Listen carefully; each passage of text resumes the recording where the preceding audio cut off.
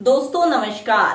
बंगाल में महिला डॉक्टर के साथ हुई दरिंदगी के बाद वहां पर राष्ट्रपति शासन लगाने जैसी खबरें निकल कर आ रही हैं। जी हां, अब कुछ लोग इसको कह रहे हैं कि बीजेपी वहां पर अपनी सियासी और राजनीति रोटियां सेक रही है, क्योंकि वहां पर ममता बनर्जी की सरकार है और दीदी की सरकार को गिराने के लिए ऐसी चीजें की जा रही हैं। तमाम तथ्य इस मुद्दे पर आज हम आपको दिखाएंगे, इस पर बातचीत करेंगे। और एक बड़ा सवाल कि क्या बीजेपी शासित जो राज्य हैं उनमें ऐसी खबरें नहीं आती हैं? जो भी कुछ हुआ वो काफी ज्यादा गलत था, लेकिन अब उस मुद्दे पर सियासी रोटी सेकना कितना सही है, आज इस मुद्दे पर बातचीत करेंगे। क्या जो है चांसेस है वहां पर राष्ट्रपति शासन लगाए जाने के, और अगर ऐसा होता है तो वहां पर ममता बनर्जी के पास क्या क्या ऑप्शंस रह जाते हैं, सारी चीजें विस्तार से जानेंगे। क्योंकि सबके अपने अपने अलग अलग मत है। कुछ लोगों का ये मानना है कि वहां पर जो कुछ हो रहा है उससे चीजें जो आंदोलन है वो सही है, लेकिन वहां पर स्थिति ऐसी नहीं बिगड़ी है कि वहां पर राष्ट्रपति शासन लगाया जाए, जबकि बीजेपी इस चीज को लेकर सख्त है कि वहां पर राष्ट्रपति शासन लगेगा। और बड़ा सवाल दोस्तों ये है कि क्या अगर वहां बीजेपी की सरकार होती तो राष्ट्रपति शासन लगाया जाता? और जो दिन प्रतिदिन यूपी यानी उत्तर प्रदेश, जहां पर योगी आदित्यनाथ बीजेपी की सरकार है, वहां पर जब ऐसे मामले सामने आते जा रहे हैं, क्या वहां पर राष्ट्रपति शासन लगाया जाएगा? सभी सवालों का जवाब हम आपको इस वीडियो में देंगे, तो वीडियो को बिना स्किप करे दोस्तों एंड तक जरूर से देखें। सबसे पहले क्या खबरें राष्ट्रपति शासन को लेकर चल रही हैं वो आप अपनी स्क्रीन पर देखिए। बंगाल में राष्ट्रपति शासन की सुगबुगाहट।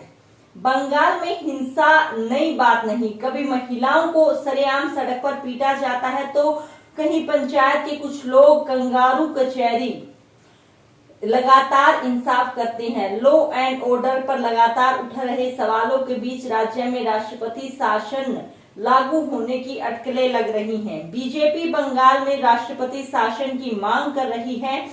राज्यपाल सीवी आनंद बोस दिल्ली आकर रिपोर्ट दे चुके हैं। बोस ने महामहिम राष्ट्रपति द्रौपदी मुर्मू और उपराष्ट्रपति जगदीप धनखड़ के अलावा देश के गृह मंत्री अमित शाह से भी मुलाकात की और इसके बाद चर्चा तेज हो गई कि पश्चिम बंगाल में राष्ट्रपति शासन लग सकता है। जी हाँ, ये चीजें जो है ये खबरें लगातार सोशल मीडिया पर सामने आ रही हैं।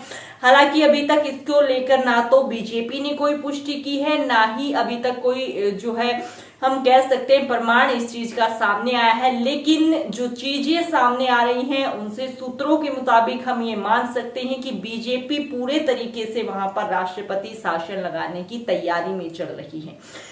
और दोस्तों सबसे अहम मुद्दा कि जो ये सब कुछ जो दरिंदगी वहां पर महिला डॉक्टर के साथ हुई वो समाज के मुंह पर तमाचा है, ना कि सियासी रोटी सेकने के लिए एक मुद्दा। इस पर बातचीत करते हैं। एक बार आप खबर देख सकते हैं स्क्रीन पर। कांग्रेस, टीएमसी या अन्य किसी विपक्षी दल शासित राज्य में बलात्कार की वारदात हो तो बीजेपी के नेता सुबह शाम उस प्रदेश को मुख्यमंत्री को कोसते हुए इस्तीफा मांगने लगते हैं। ठीक उसी तरह जब बीजेपी शासित राज्य में ऐसी कोई घटना होती है तो उसी तर्ज पर विपक्ष उस मामले को इशू बनाकर एकजुट हो जाता है। ऐसे में इस देश की दुर्भाग्य ही कहा जाएगा कि सभी दलों के नेता अपने अपने राज्यों में हुई हैवानियत पर सियासी नफे नुकसान के हिसाब से चुप्पी साध लेते हैं। बीजेपी कह रही है कि महिलाओं के खिलाफ अपराधों पर राष्ट्रपति द्रौपदी मुर्मू की टिप्पणी इस मुद्दे की गंभीरता को दर्शाती है। अब समय आ गया है कि दलगत राजनीति से ऊपर उठकर ऐसे मामलों में न्याय सुनिश्चित किया जाए। बीजेपी का ये रिएक्शन राष्ट्रपति मुर्मू द्वारा न्यूज एजेंसी पीटीआई के लिखे गए एक विशेष हस्ताक्षरित लेख के बाद आई, जिसमें उन्होंने कोलकाता के डॉक्टर के जो साथ घटना बलात्कार हुआ और हत्या पर बात की और महिलाओं के खिलाफ जारी अपराधों पर जो है अपना इस चीज को लेकर अपना पॉइंट बिल्कुल साफ किया कि आखिर क्या क्या चीजें हैं जिनको सुधारने की जरूरत है। राजनीति करने की जरूरत नहीं है, बल्कि सभी राजनीतिक दलों को एकजुट होकर इस बुराई को अपने समाज से हटाने की जरूरत है। अब आते हैं अपने मुद्दे पर कि राष्ट्रपति शासन लगाए जाने पर क्या बातचीत चल रही है, वो आप अपनी स्क्रीन पर देख लीजिए। दरअसल राष्ट्रपति द्रौपदी मुर्मू ने महिलाओं के खिलाफ अपराधों पर आक्रोश जाहिर करने के साथ ही इस पर अंकुश लगाने का आह्वान करते हुए कहा कि बस बहुत हो चुका है, अब वो समय आ गया है कि भारत ऐसी विकृतियों के प्रति जागरूक हो और उस मानसिकता का मुकाबला करे जो महिलाओं को कम शक्तिशाली, कम सक्षम और कम बुद्धिमान के रूप में देखती हैं। राष्ट्रपति देश की प्रथम नागरिक है, भारत की सेना की सर्वोच्च कमांडर है, वो एक महिला है। देश की हर बेटी अपनी माँ की छवि देखती है। ऐसे में कोलकाता कांड पर राष्ट्रपति बयान में से मामले की गंभीरता और गहराई को समझा जा सकता है। एक दशक से अधिक समय से विपक्ष में बैठी कांग्रेस के नेता बीते 10 सालों से ये कहते नहीं थक रहे हैं कि प्रधानमंत्री मोदी ने कुछ भी नया नहीं किया, देश में जो कुछ हुआ कांग्रेस पार्टी ने किया।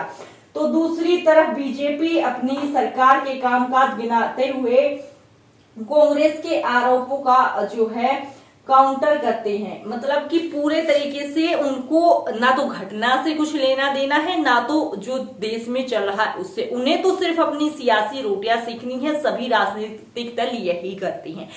लेकिन अगर जो मामला सामने आता है, क्योंकि वहां पर बीजेपी सरकार नहीं है, तो क्या हम मान सकते हैं या फिर जो सच्चाई ये ही है कि वहां पर सरकार गिराने के लिए राष्ट्रपति शासन लागू किया जा रहा है। और अगर ऐसा होता है तो ममता बनर्जी के पास क्या क्या ऑप्शंस रह जाते हैं, तो वो आपको बताएंगे। एक बार आप स्क्रीन पर देखिए। आपको बता दें कि संविधान के जो एक्सपर्ट्स हैं उनका कहना है कि जिस भी सरकार को बर्खास्त करके राष्ट्रपति शासन लगाया जाता है, उसके पास कोर्ट जाने का विकल्प हमेशा मौजूद है। पहले भी कोर्ट में राष्ट्रपति शासन लगाने के केंद्र के फैसलों को कोर्ट पलट चुका है। आखिरी बार 2017 में उत्तराखंड में भी ऐसा हो चुका है। तब कोर्ट ने राज्य में राष्ट्रपति शासन लगाने के फैसले को पलटकर हरीश रावत सरकार को बहाल कर दिया था। ममता की बंगाल में जिस तरह की छवि है, उससे वो कोर्ट के साथ जमीन पर भी लड़ाई शुरू कर सकती हैं। राज्य में पद यात्रा या धरने और रैलियों करके ये संदेश जनता तक पहुंचाने की कोशिश की जा रही है कि उनके साथ अन्याय हुआ है। दोस्तों, यहाँ पर कोई सरकार छीनने में लगा है तो कोई सरकार बचाने में लगा है। लेकिन किस मुद्दे को लेकर ऐसे हालात हुए हैं और वो मुद्दा कितना ज्यादा गंभीर है, उसको सही किया जाना कितना ज्यादा जरूरी है, इन मुद्दों पर कोई बात नहीं कर रहा है।